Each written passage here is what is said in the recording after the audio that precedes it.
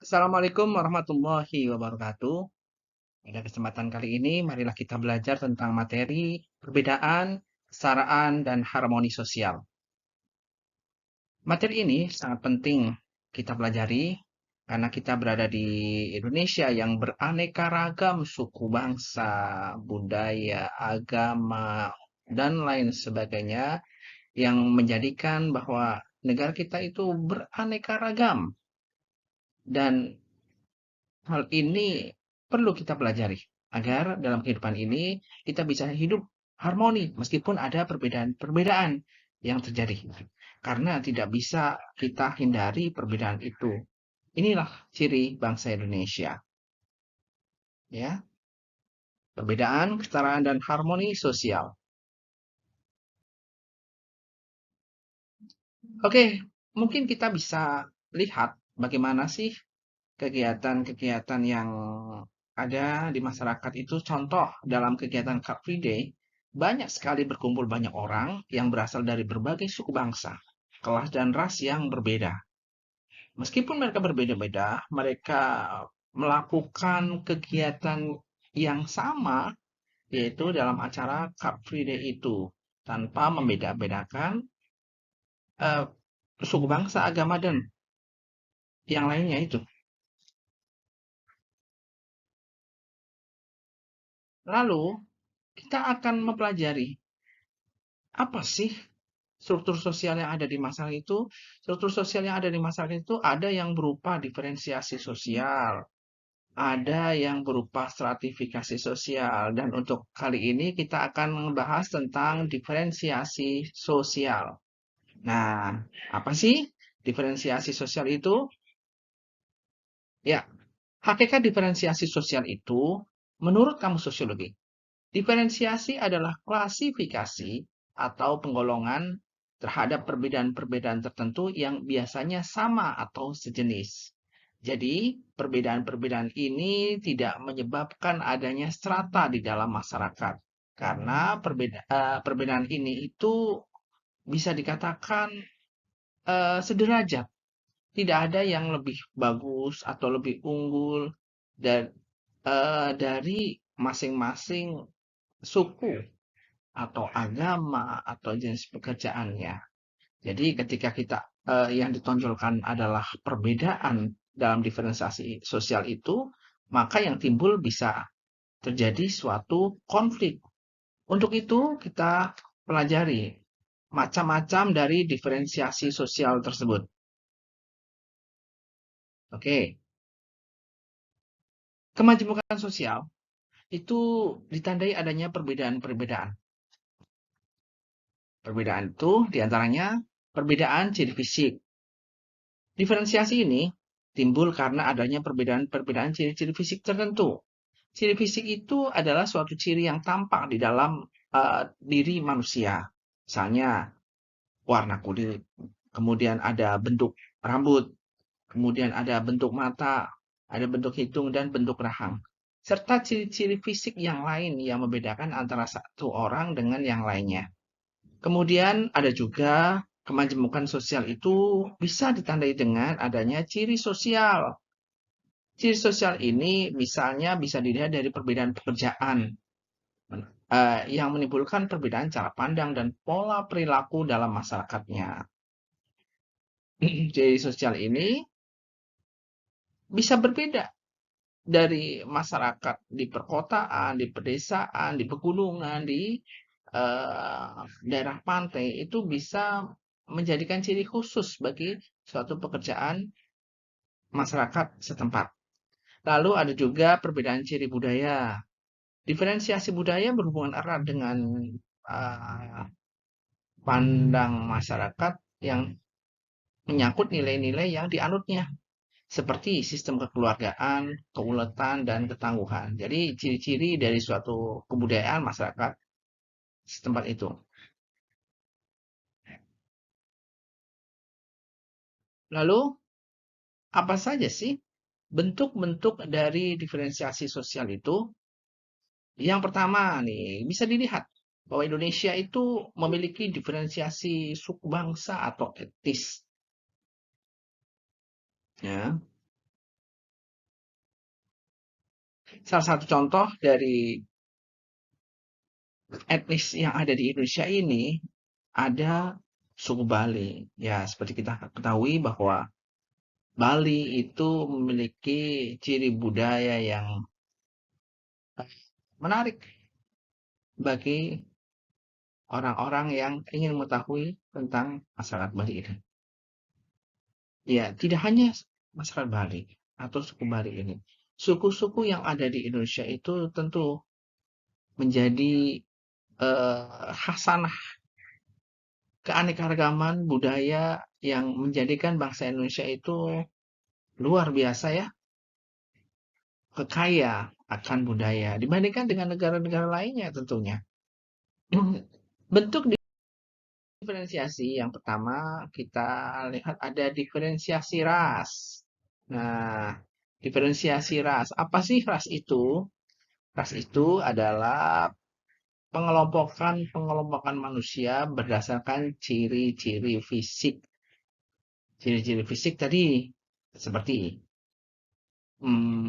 bentuk mata, warna mata, kemudian ada warna rambut, bentuk rambut, kemudian ada perawakannya, tinggi besar, sedang kecil, warna kulit. Nah, itu yang menjadikan perbedaan dari ras. Menurut A.L. Kroeber, ada beberapa ras yang mendiami dunia ini. Namun, secara garis besarnya, ada Ruffington itu membagi ras berdasarkan warna kulitnya. Ruffington itu membagi di antaranya ada ras Mongoloid. Ciri-cirinya apa? Ciri-cirinya adalah warna kulit kuning langsat dan sampai sawo matang. Ini adalah ciri-ciri ras Mongoloid itu kebanyakan berada di daratan Asia atau benua Asia. Lalu yang kedua, ciri-ciri dengan warna kulit hitam. Seperti kita ketahui bahwa kulit hitam itu identiknya dengan ras Negroid. Ya. Kemudian ada juga ras yang warna kulitnya putih. Warna kulit putih ini didominasi oleh ras Kaukasoid. Nah, seperti yang sudah dibilang tadi, ini menurut Ruffington. Sedangkan menurut A.L. Kroeber, tidak hanya tiga ras ini yang ada di wilayah atau di dunia ini, tapi A.L. Kroeber itu menambahkan ada ras Kaukasoid, ada ras Australoid. Ras Australoid ini berada di Australia ya. Kemudian ada juga ras-ras khusus seperti ada ras Ainu, kemudian ada ras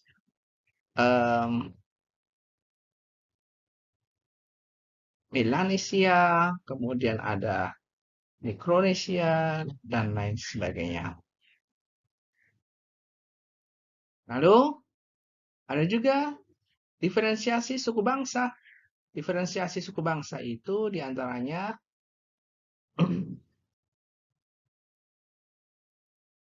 ada misal di suku bangsa yang ada di Pulau Sumatera itu ada suku Batak, kemudian ada Minang, ada Jambi, Palembang, suku Pedalaman dan lain sebagainya.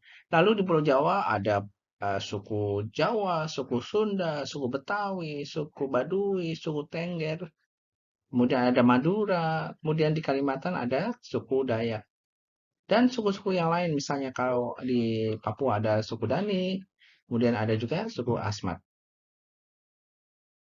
Lalu ada yang berikutnya adalah diferensiasi klan atau marga atau sistem kerabatan.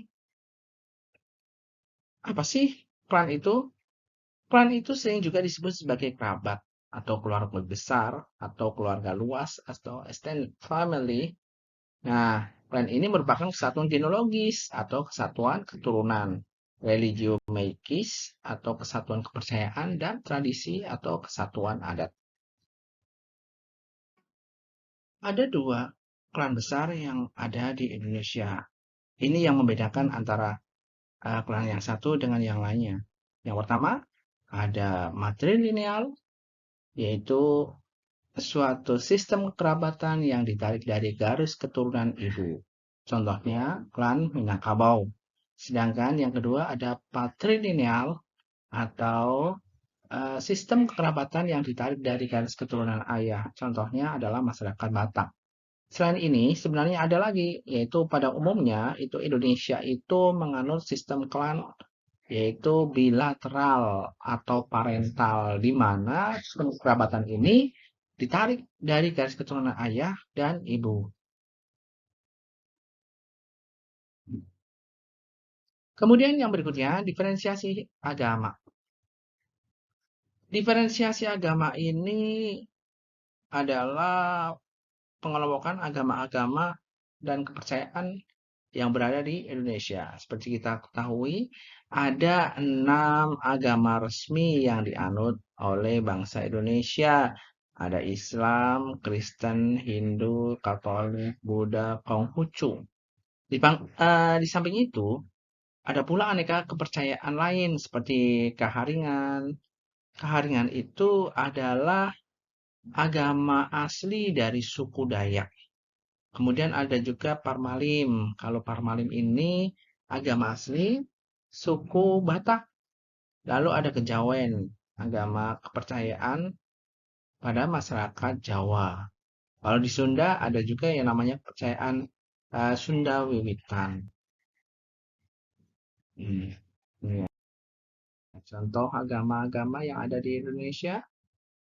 Lalu yang berikutnya ada diferensiasi jenis kelamin. Dulu orang bekerja itu berdasarkan ciri-ciri kelamin tersebut.